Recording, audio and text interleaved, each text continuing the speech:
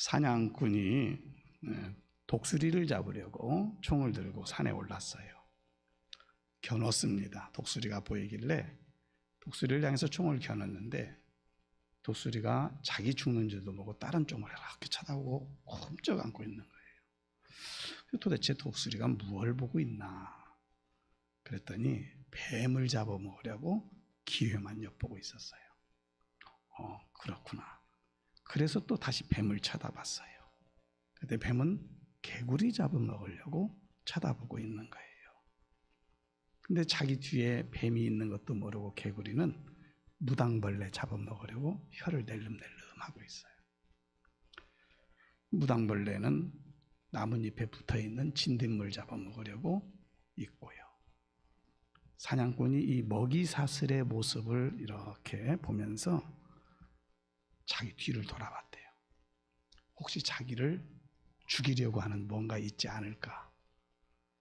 그런데 깨달은 게 뭐냐면 내 뒤에도 죽음이라고 하는 게 있구나 하는 것을 깨달았대요. 그래요.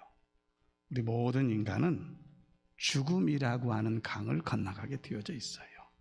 이 말은 누구도 죽음을 피할 수 있는 자가 없다는 이야기예요. 그러다 보니 많은 사람들이 죽음을 두려워해요. 죽음 앞에서 절망하고 통곡하기도 해요. 그런데 이 죽음을 이기고 승리하신 분이 있어요. 생명이요 부활이 되시는 예수 그리스도이심을 믿습니다. 이 주님 안에 거하는 사람들이 부활과 영생의 삶을 살아가게 되는 거예요. 그러면 우리는 지난 주일날 부활절로 부활의 그 기쁨을 온 세상에 증거하며 오후에는 계란도 나눠주면서 예수님 부활하셨습니다. 우리 하루가 열심히 했답니다.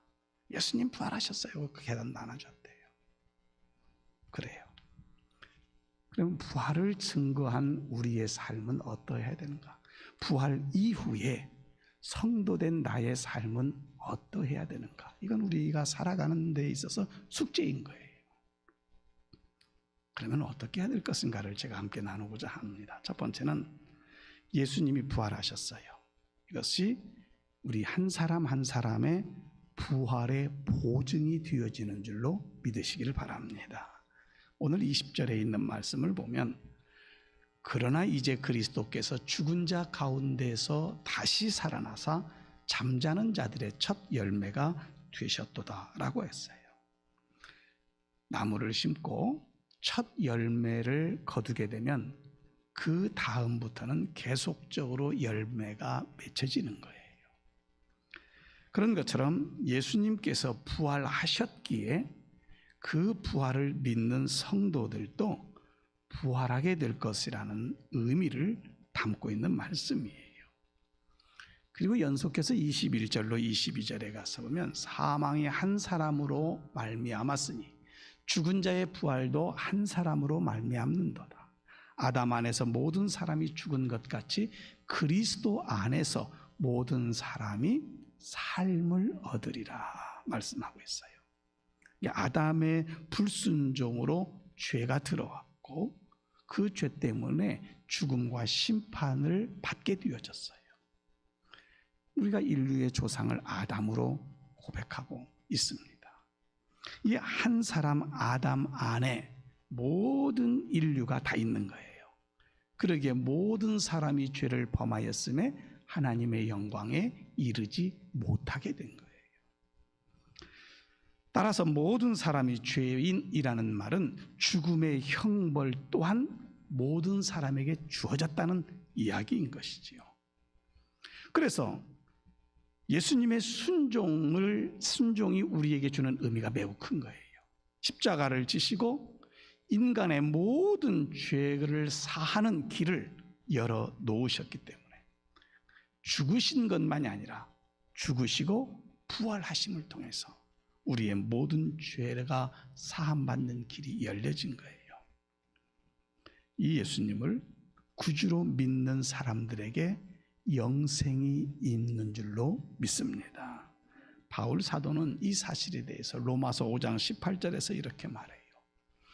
그런즉 한 범죄로 많은 사람이 정죄에 이른 것 같이 한 의로운 행위로 말미암아 많은 사람이 의롭다 하심을 받아 생명에 이르렀느니라. 한 범죄하고 한 의로운 행위가 무엇인가를 알아야 돼요. 한 범죄는 아담의 범죄를 이야기하는 거고, 한 의로운 행위는 예수님의 십자가의 죽음과 부활을 이야기하고 있는 거예요. 우리는 아담 안에서 죄의 사슬에 묶여 있었어요. 그러나 예수님 안에서 의롭다함을 얻었어요. 부활하신 예수님께서 아담 안에 묶여 있었던 우리의 죄의 사슬을 끊어주셨어요. 아담과 함께 죄에 묶여 있었던 우리가 이제는 예수님 안에서 영원한 승리를 얻을 수 있게 되어졌다는 거죠. 그러기에 성도는 부활하신 예수님을 찬양하고 그 하나님 앞에 영광을 돌리는 삶을 살아야 되는 거예요. 예수님께서는 십자가에 달리시기 전에도 내가 부활이요 생명이라고 말씀하셨어요. 요한복음 11장 25절 26절의 말씀을 보면 예수께서 이르시되 나는 부활이요 생명이니 나를 믿는 자는 죽어도 살겠고 무릇 살아서 나를 믿는 자는 영원히 죽지 아니하리니 이것을 네가 믿느냐 말씀하십니다. 나사로가 죽게 되어졌다는 소식을 예수님이 듣지요. 그리고 이틀을 그곳에 가지 않고 본인의 사역을 감당해요. 그리고 갔습니다. 나사로가 죽었어요. 죽었을 때의 이 상황을 보면서 오늘 조금 전에 읽어드렸던 요한복음 1장 25절 26절의 말씀을 예수님이 하시는 거예요. 이것을 네가 믿느냐 하고 마르다에게 이야기해요. 마르다가 뭐라고 고백하냐면 바로 그 뒤에 이어서 27절에서 이렇게 말해요. 이르되 주여 그러하외다. 주는 그리스도시요 세상에 오시는 하나님의 아들이신 줄을 내가 믿나이다. 오늘 이 마르다의 고백이 우리 성도들의 고백이 되기를 원합니다. 죽은 나사로가 죽은 지 나흘이 지났어요. 근데 예수님께서 말씀을 통해서 그 나사로를 무덤에서 나오게 하시는 모습을 보게 되지요. 부활이요 생명이 되신다는 것을 이미 본인이 십자가를 지기시기 이전에 증명해 보인 거예요. 그러기에 우리 성도들이 이 부활의 신앙을 가지게 되었지면 침체되었던 신앙이 살아나요. 사명이 되살아나요. 삶의 의욕이 생겨요. 인간관계가 새로워져요. 무엇보다도 예배의 활력이 생기는 거예요. 그러다 보니 봉사하는 일에 기쁨으로 감당하게 되어지는 거지요. 사랑하는 성도 여러분, 예수님의 부활을 믿는 사람은 육체의 죽음을 두려워하지 않아요. 기독교 역사 가운데 수많은 믿음의 사람들이 죽음 가운데 이르렀는데 특별히 순교의 길을 걸어갔던 순교자들이 있었어요. 자신의 목숨이 아깝지 않아서 그냥 던져버렸을까요? 자살하는 것과는 전혀 다른 거예요. 예수의 복음이 그들의 생명보다도 더 중하다는 사실을 고백했기에 그 복음 때문에 생명을 내어놓을 수 있었던 거죠. 주님을 섬기다가 고난을 겪어도 그 고난이, 그 고통이 잠깐이라는 사실을 기억하면서 장차 받을 영광이 영원한 것임을 믿는 믿음의 자리에 우리 모든 성도들이 있기를 원합니다.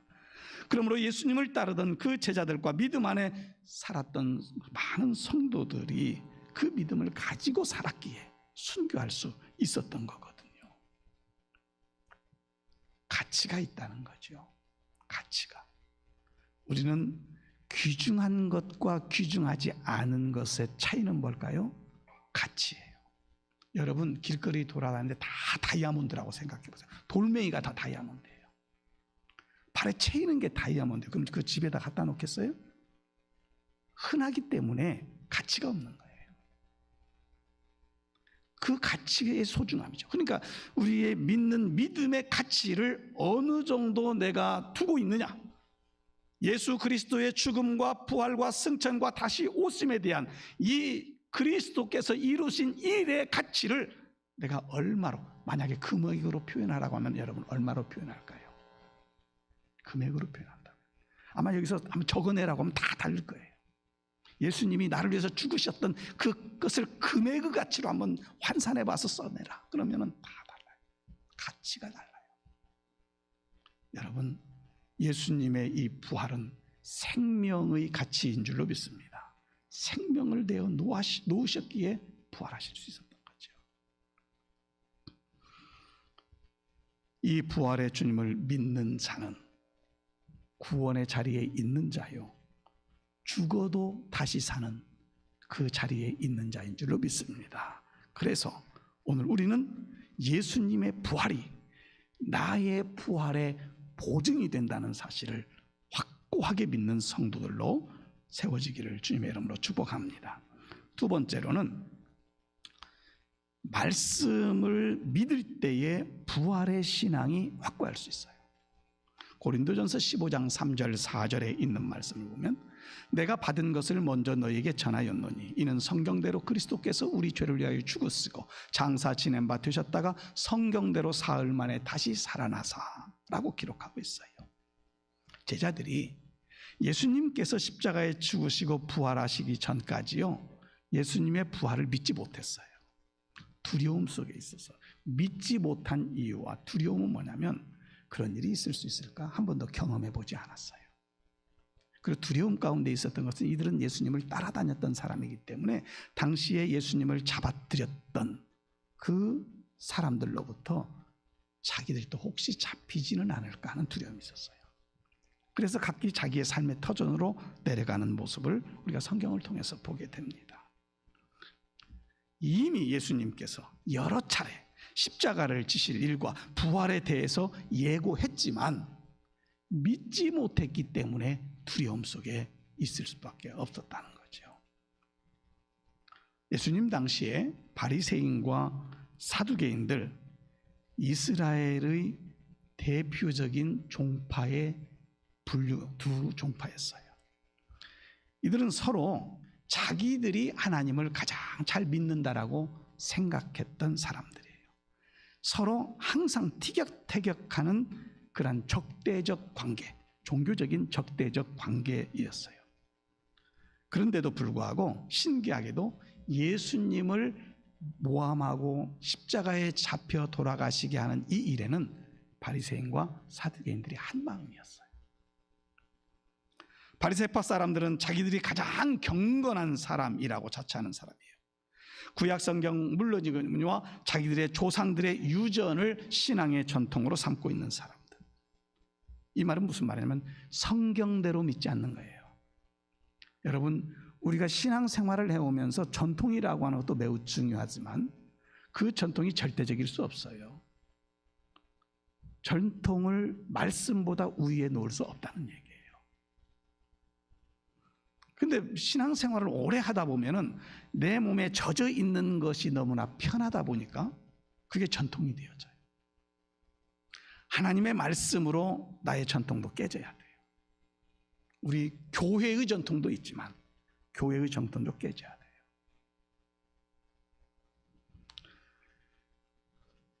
성경대로 믿지 않았음으로 인해서 예수님께서도 독사의 자식들이라고 그렇게 칭하였던 것을 보게 되잖아요. 그럼 사두개인들은 어떤 사람들이냐? 귀족 계급이에요. 헤롯 왕가와 로마의 호의적이었던 사람들, 일반 서민을 별로 좋아하지 않았던 사람들이에요. 우리가 그냥 판사들이 재판을 하면서 정의롭고 공의롭게 잘 판단을 할 것 같지만 그렇지 않아요.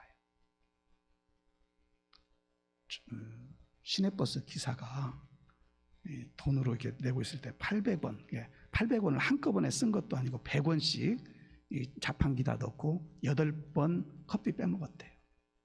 근데 해직시켰어요. 너 운전사 그만해 하고 해직시켜버렸어요. 누가요? 판사가. 그런데요, 몇십억 뇌물 받았던 사람은요 놓아줬어요. 누가요? 판사가. 누가요? 동일한 판사예요. 동일한 판사가 재판을 했는데 몇십억 뇌물 받은 사람 놔주고 800원 한 번에 100원씩 8번 커피 빼먹은 사람은 직장에서 내쫓아버리고. 이게 어느 나라예요? 우리나라예요. 우리나라. 판사들이 정의롭다고 생각하지 마세요. 절대로 정의롭지 않아요. 그들이 누구예요? 기득권층이에요. 귀족 계급이라고 스스로 생각하는 사람들이에요. 사두개인들이 그런 사람들이었어요. 자기들이 하나님을 가장 잘 믿고 귀족 계층이기 때문에 쉽게 말하고 인물들이라고 생각하는 거죠. 저 서민들하고 우리는 달라. 이런 생각을 가진 거예요. 여러분, 믿음은 성경대로 믿는 것이 가장 좋은 줄로 믿습니다. 성경대로. 이 사두개인들은 부활도 믿지 않고 그리고 천사도 믿지 않았던 사람들이에요.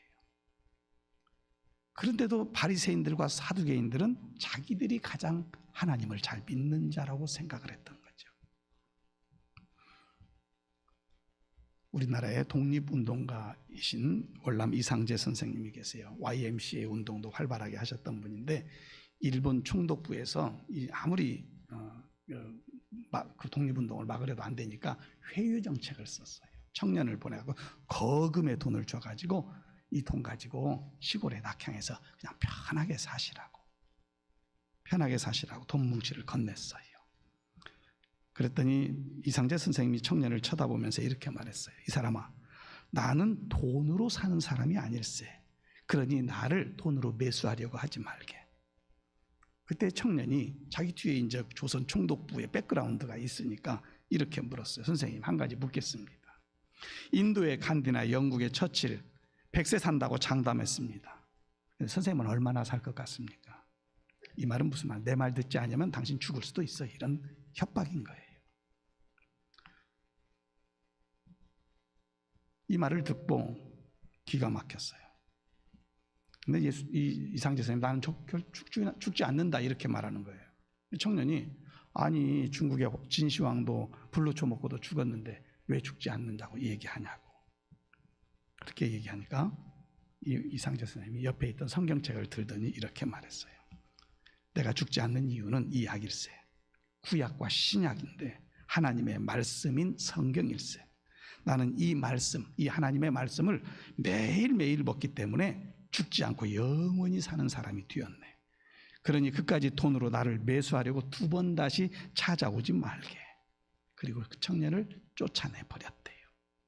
여러분, 말씀대로 믿는 자는 부활과 영생의 소망을 가지는 사람이에요. 이 말씀을 신뢰하고 믿음 안에 견고성에 서 있는 우리 성도들이 되기를 주님의 이름으로 축복합니다. 세 번째는 우리 성도들은 장차 썩지 않을 신령한 몸을 입게 된다는 사실을 믿고 오늘을 살아야 돼요. 부활을 믿지 않았던 아까 사두개인들 말씀드렸죠. 부활을 반박하기를 위해서 말씀을 근거로 해가지고 예수님에게 질문을 던져요. 마태복음 22장에 가서 보면 나오는데 25절고 28절에 가서 보면 이렇게 질문해요.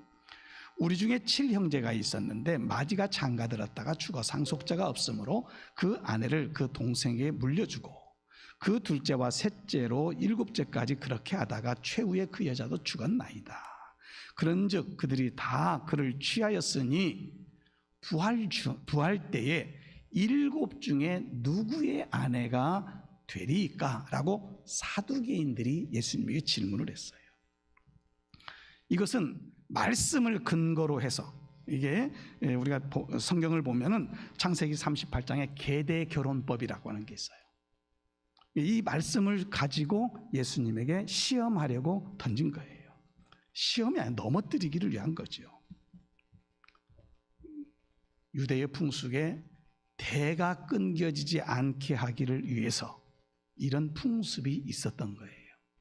옛날에 우리나라도요, 큰아들 집에 아들이 없으면 작은 집에서 양자드렸어요. 큰아들로 대를 이어가야 된다. 물론 이 계대결혼법하고는 다르지만은 작은 집에서 양자드려서 큰 집에서 키웠어요. 예수님이 이렇게 질문하는 그들을 향해서 22장 30절에서 이렇게 대답을 하십니다. 부활 때에는 장가도 아니가고 시집도 아니가고 하늘에 있는 천사들과 같으니라 라고 말하고 있어요. 다시 말하면 사도 바울은 이 부분에 대해서 부활의 몸을 신령한 몸이라 이렇게 표현하고 있어요. 다시 썩지 않는 몸이에요. 영광스러운 몸이에요. 시간과 공간을 초월하는 몸이요, 영생의 몸이에요. 예수님께서 두려워 떨고 있는 제자들이 문을 걸어 잠그고 그 방 안에 있었어요. 그런데 그 방 문이 잠겨져 있음에도 불구하고 예수님이 그 방 안에 들어가셨어요. 뭐 이것은 뭐 4차원의 세계다 뭐 이런 얘기도 하지만 아무튼 어떤 그것을 떠나서 이 몸이 뭐예요? 부활체의 몸인 것을 우리에게 이미 보여주셨거든요. 우리가 부활의 소망을 가지고 마지막 부활의 몸으로, 신령한 몸으로 다시 태어난다는 것은 동일한 거예요. 예수님의 부활의 모습과 똑같은 거예요. 전혀 새로워진 몸인 거예요. 연못 속에 잠자리 애벌레들이 있었어요. 그런데 연꽃 줄기를 타고 올라갔던 그 잠자리 애벌레가 다시 그 물속으로 들어오지 않는 거예요. 애벌레들끼리 회의를 했어요. 얘들아, 예전에 우리하고 같이 놀던 그 아무개 있잖아. 왜 올라갔는데 왜 안 내려오지? 그러면서 자기들끼리 이런 결론을 내렸어요. 우리끼리는 그렇게 하지 말자. 우리끼리는 다시 올라가면 반드시 내려와서 그 세상이 어떤 세상인가 우리에게 꼭 알려주기로 하자. 회의를 했어요. 그리고 시간이 지나니까 어떤 애가 또 올라갔어요. 연꽃줄기를 타고 올라갔어요. 근데 연꽃줄기 올라갔다 좀 있다가 잠자리가 됐네요. 잠자리가 되어서 기억이 났어요. 내가 저 물속으로 들어가기로 했지. 들어가려고 아무리 몸부림을 잡아도 들어갈 수가 없는 거예요. 그 연못 위에서 빙빙 돌아요. 쳐다보니까 애벌레들이 보여요. 보이는 그 모습, 비록 자기 친구들이 자기를 발견할지라도 이렇게 아름답고 멋진 모습으로 변한 자기가 바로 저 연못 속에 있는 그 애벌레들과 함께 놀았던 그라는 사실을 저들은 알지 못할 거다. 제가 왜 이 말씀을 드리냐면 우리가 복음 안에서 신령한 몸으로 거듭난다는 사실을 믿는 사람과 믿지 못하는 사람이 있어요. 아무리 이들에게 이것에 대해서 이야기를 해도요, 깨닫지를 못하는 거예요. 잠자리로 거듭난 그 애벌레에서 잠자리로 거듭난 그가 물속에 있는 아이들이 조금 전에 자기들과 함께 그 이야기를 했던 그 애벌레라는 사실을 모른다는 거예요. 왜요? 몸이 변화됐기 때문에. 몸이 변화됐기 때문에. 오늘 우리가 신령한 몸으로 변화된다는 것은 그렇게 변화됨을 경험한 사람에는 모르는 거예요. 그 사실을, 예수님의 부활과 이 영생을 모르는 자들은 우리가 신령한 몸으로 거듭날 수 있다, 썩지 아니할 몸으로 거듭나게 되어진다는 이 사실을 믿을 수가 없는 거예요. 그러나 사랑하는 성도 여러분, 오늘 이 탈바꿈, 이 애벌레의 탈바꿈의 모습을 우리가 다시 한번 생각해 보면서, 비록 이 세상을 떠난 사람들의 모습은 우리가 볼 수 없고 그들과 다시 이야기를 나눌 수가 없고 한다 할지라도 우리는 이렇게 생각해요. 그분들이, 그 믿음의 사람들이 존재하지 않는다라고 생각하는 것은 위험한 거예요. 왜요? 주님과 함께하고 있기 때문에. 우리가 이 세상에서 그 하나님의 나라를 말씀을 통해서 믿지만 우리가 볼 수 없잖아요. 그러나 이미 그분들은 변화된 몸으로 주님과 함께하고 있는 거예요.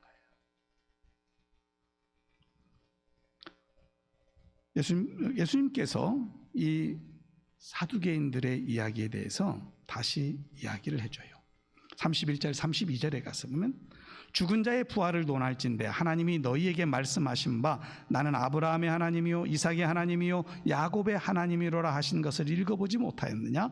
하나님은 죽은 자의 하나님이 아니요 살아있는 자의 하나님이시니라 하시니라 그랬어요. 아브라함, 이삭, 야곱의 하나님. 출애굽기의 말씀을 인용해서 말씀하신 거예요. 이것은 과거 조상들의 하나님이다 하는 뜻도 있고 우리의 역사의 하나님이라는 뜻도 있어요. 예수님은 산자의 하나님으로서 더 의미를 새롭게 하고 있다는 얘기예요. 죽은 자의 하나님이 아니라 산자의 하나님이라는 거예요. 아까 변화된 몸은 뭐예요? 살아있는 거예요. 그러게 그 살아있는 자의 하나님이시라는 거예요. 바로 여기에는 두 가지 뜻이 있어요. 과거 아브라함, 이삭, 야곱은 비록 육신의 모습은 죽었지만 지금도 하나님 나라에 살아있는 자라는 것이고요. 앞서간 믿음의 선진들이 다 영원한 천국에 살아있다는 이야기고요. 그리고 마지막 날 부활의 모습이 있을 거라는 사실을 내포하고 있는 말씀인 거예요. 사랑하는 성도 여러분, 부활 이후에 우리의 삶은 그 변화된 신령한 몸을 바라보면서 꿈꾸며 살아가는 거예요. 경험하지 못했을지라도 반드시 있다는 믿음이에요. 제가 잠자리 이야기를 드린 이유가 거기가 있는 거예요.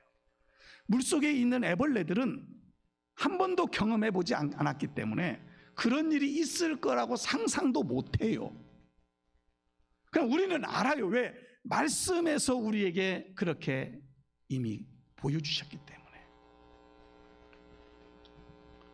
그 산자의 하나님은 영원한 현재의 하나님이 되신다는 거예요.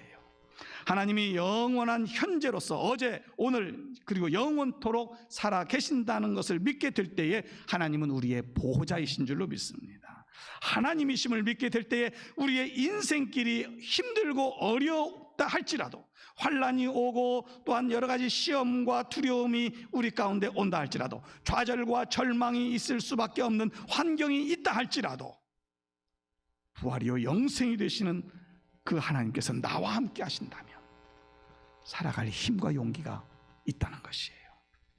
아브라함과 이삭과 야곱의 하나님은 곧 여러분의 하나님이십니다. 산자의 하나님이십니다. 영원히 살아계시는 하나님이십니다. 이 하나님을 확실히 믿고 부활의 소망을 가지고서 믿음으로 살아가는, 부활 이후의 삶을 힘차게 살아내는 우리 모든 성도들이 되기를 주님의 이름으로 축복합니다. 기도합시다. 살아계신 하나님, 영생의 말씀이 여기 있으므로 그 말씀을 믿고 영원한 신령한 몸을 입을 것을 기대하며 오늘을 부활의 그 소망을 가지고 살아갈 수 있도록 우리를 견고하게 세워주시니 감사합니다. 말씀을 믿되 의심 없이 믿게 하시고 진정 하나님의 크신 은혜와 그 능력 가운데에 이제는 부활의 신앙을 살아내는 믿음의 성도들 다 되도록 인도하여 주옵소서. 예수님이 나의 부활의 보증이 되심을 믿고 살아가는 저희들이 다 되게 하여 주시옵소서. 거룩하신 예수님의 이름으로 기도드립니다. 아멘.